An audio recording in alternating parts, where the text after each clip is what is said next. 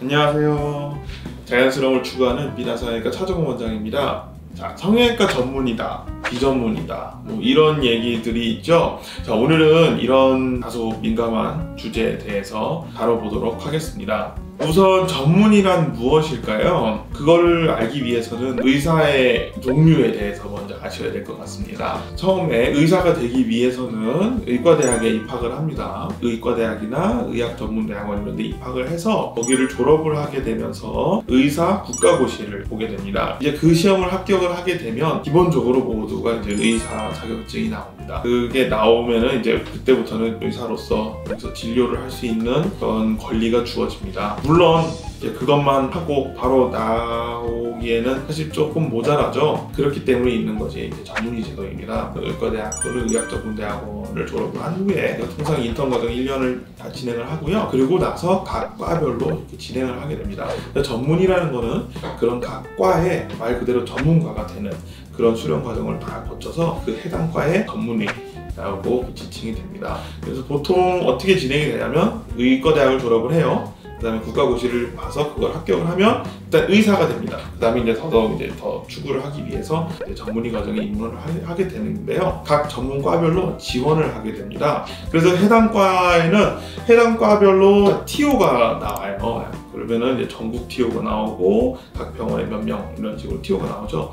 그럼 그 해당 TO를 가지고 지원을 하게 됩니다. 그쪽 과에 들어가면은 거의 대부분의 과는 4년, 일부 과는 3년인 데도 있지만 통상적으로 평균적으로 한 4년의 과정을 거치고 나면 전문의 시험을 보고 그거를 통과를 하게 되면은 전문의 자격증이 나오게 됩니다. 자, 그러면은 여기서 뭐 성형외과 전문이냐 비전문이냐 이런 얘기가 오늘의 주제죠. 그게 이제 왜 나오냐? 자, 성형외과 전문의는 물론 이제 나와서 성형외과 전문의가 성형외과 진료를 하는 거는 뭐 문제가 되지를 않지요. 근데 지금 이제 뭐 요새 말이 나오는 것들 중에 뭐 비전문이다 뭐 이렇게 말씀을 하시는 경우가 있는데, 다른 과를 전문하고 그리고 성형외과 쪽 진료를 할 수 있냐? 자, 법적으로는 아무 문제 없어요. 의사국가고시를 합격을 하면 그때부터는 기본적으로 의료 1차 의료 같은 경우는 다 진료를 할 수 있기 때문에 무슨 과를 하든 진료를 보고 싶으면 볼 수는 있어요. 그러니까 그거는 문제가 되지는 않습니다. 자, 근데 이런 논란이 왜 자꾸 올라오는 걸까요? 이쪽 분야에서 비전문이라 하면 성형외과 전문의가 아닌 분이 성형외과 진료를 하는 분들을 전부 다 잡아서 비전문이라고 부르는 경향이 있어요. 그거는 정말로 전문의가 아니신 분들도 있지만 타과 전문의 분들도 계세요. 자, 그러면 누구에게 진료를 받아야 되나? 꼭 전문의여야 할까요? 이런 이야기가 있는데, 저는 개인적으로 말씀을 드리고 싶은 건 꼭 제가 성형외과 전문의가 아니더라도 가능하면은 성형외과 전문의에게 진료를 받으시는 게 훨씬 안전하고 좋은 결과가 나오지 않을까 싶습니다.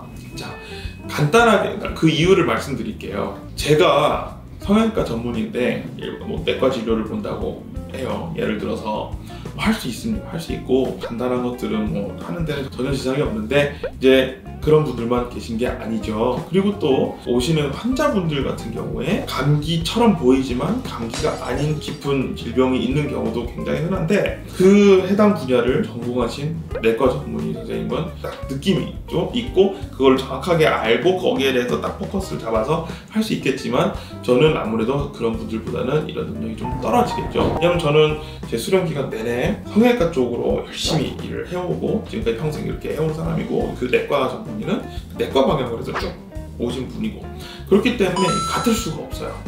그래서 가끔 제가 뭐 찾아보면은 성형외과 전문의가 아니신 분들께서는 뭐 그들만의 뭐 독특한 수술 방식이 있어서 효과가 좋다 뭐 이런 얘기들도 있더라고요. 하다 보니까 터득한 방법이 있으신 것 같아서 이렇게 진행되는 경우도 있겠지만, 그렇게 해도 되는 거를 알아요. 전문의들은 아는데, 그렇게 안 하는 이유는 항상 모든 수술에는 부작용의 위험이 따르고 그리고 원치 않은 결과까지 나갈 수 있는 이런 위험들이 따를 수 있다는 걸 알기 때문에 그런 완급 조절을 하면서 진행을 하게 됩니다. 그래서 이렇게 안전하게 모든 걸 다 아는 상태에서 진행하는 게 아무래도 그러지 않고 그냥 하는 것보다는 훨씬 낫지 않을까 싶습니다.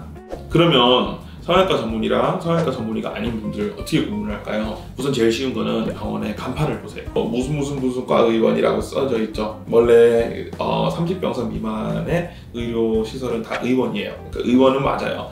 또 흔히 잘못 얘기 도는 게 뭐 의원이면 아니다 얘기를 하는데 의원이에요 다. 네, 다 의원이고 입원실이 좀 적은 데는 다 기본적으로 의원입니다. 근데 여기서 잘 보셔야 될 게 진료과목자가 써져 있어요. 그러니까 해당 과 전문의가 해당 과 진료를 하게 되면은 그 과 의원 그렇게 이야기를 할 수가 있어요. 그래서 저는 성형외과 전문이기 때문에 미나성형외과 의원 이렇게 쓸 수가 있는데요. 제가 만약에 산부인과를 하겠다 그러면은 미나 의원하고 옆에 진료과목자를 써놔야 돼요. 진료과목자, 진료과목, 산부인과. 자, 그래서 진료과목자가 어딘가 써져 있다. 자, 이럴 경우에는 전문의가 아닐 가능성이 90% 이상이라고 저는 봅니다. 그리고 두 번째로는 PRS 코리아라고 있어요. 성형외과 협회에서 운영하는 홈페이지가 있는데 거기에 가면은 전문의 검색을 하실 수가 있으세요. 그래서 거기에다가 이름을 쳐보면은 딱 그분이 전문의인지 아닌지가 나와요.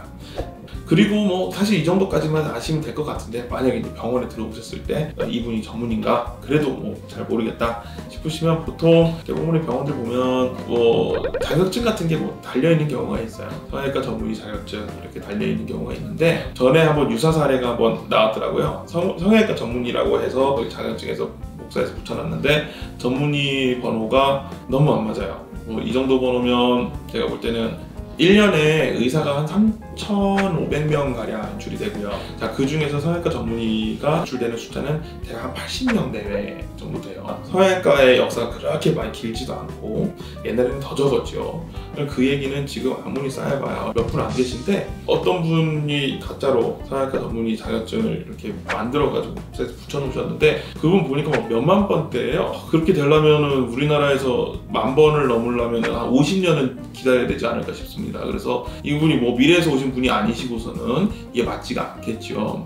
오늘은 전문의랑 비전문의에 대해서 설명을 드렸고요. 제가 말씀드린 내용이 병원을 선택하시는데 큰 도움이 되셨으면 합니다. 이상으로 미나성형외과 차정원장이었습니다.